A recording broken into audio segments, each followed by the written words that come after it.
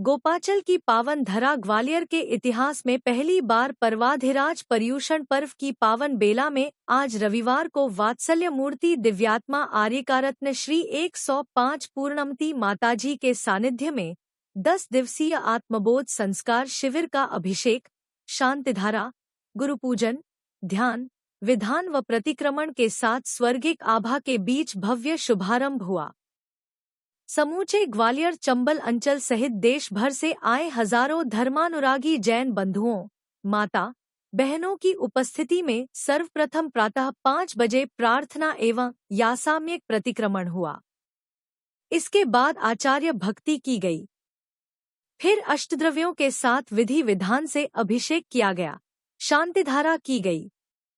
इन कार्यक्रमों के बाद आर्यकारत्न श्री पूर्णमती माताजी के पावन मुखारबिंद से निसृत अध्यात्म ज्ञान गंगा प्रवाहित हुई और उपस्थित श्रावकों ने पर्यूषण के प्रथम दिवस पाप क्षय का यह अमृत पर्व मनाकर अपने जीवन में समाहित हुए विषय कषायों को त्याग कर आजीवन धर्मपथ पर चलने का संकल्प लिया। शिविर में अपने प्रवचनों में आर्यिका श्री पूर्णमती माताजी ने ज्ञानपथ प्रशस्त करते हुए कहा कि तुम जो सुख आज भोग रहे हो वो परलोक जाने वाला नहीं है। दुख भी परलोकगामी नहीं है, लेकिन पाप परलोकगामी है। पैसे से सब कुछ नहीं हो सकता, लेकिन धर्म से क्या नहीं हो सकता। उन्होंने उत्तम क्षमा की व्याख्या करते हुए कहा कि क्षमा से ही धर्म की शुरुआत होती है। उन्हीं का जीवन महान होता है।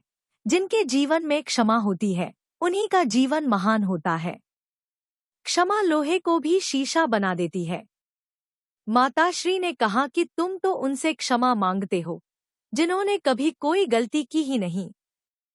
क्षमा तो उनसे मांगिए जिनके प्रति आप हृदय में शत्रुता या मनोमालिन्य रखते हो। उन्होंने कहा कि साम, दाम, दंड भेद से अधिक शक्तिशाली है क्षमा। यह स्वर्ग पथ का माइलस्टोन है। दोपहर के सत्र में मंत्रोच्चारण के बीच 23वें तीर्थंकर भगवान पार्श्वनाथ का विधान किया गया। शिविर स्थल भगवान पार्श्वनाथ की भक्ति व आराधना में मगन हो गया। आर्यकारत्न पूर्णमती ने बताया कि काशी में 83 दिन की कठोर तपस्या करने के बाद 84वें दिन उन्हें केवल ज्ञान प्राप्त हुआ था। पुंड्र, ताम्रलिप्त आदि अनेक देशों में उन्होंने भ्रमण किया। ताम्रलिप्त में उनके शिष्य हुए। पार्श्वनाथ ने चतुर्विध संघ की स्थापना की, जिसमें श्रमण, श्रमणी, श्रावक, श्राविका होते हैं और आज भी जैन समाज इसी स्वरूप में है। प्रत्येक गण एक गणधर के अंतर्गत कार्य करता था।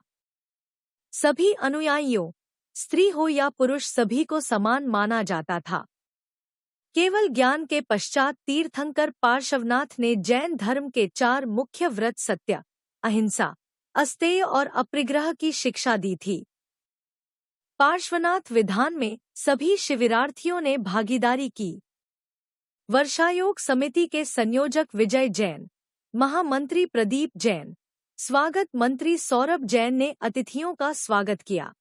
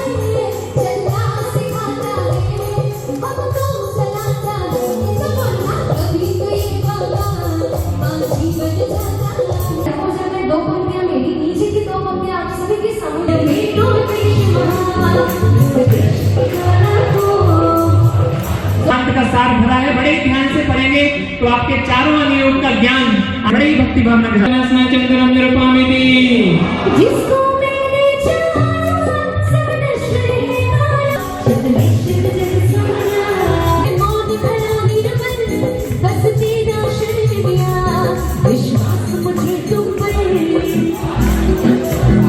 शरण आया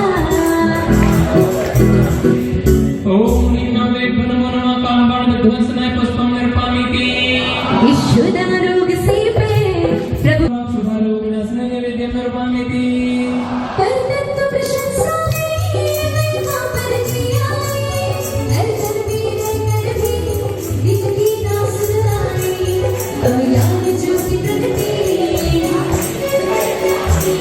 नवदेव शरण आया ओम ह्रीं नवदेभ्यो नमो नमः सुधारो विनाशनाय नैवेद्यम निरुपामिति महामंत्र विनाशनाय दीपम निरुपामिति कर्मों की आंधी में चेतन ग्रह बिखर गया आया अब कर तेरे निज आत्म निखर गया जान वदन मेरी नवदेभ्यो नमो नमः दुष्ट अष्ट कर्म दहनाय धूपम शरण आया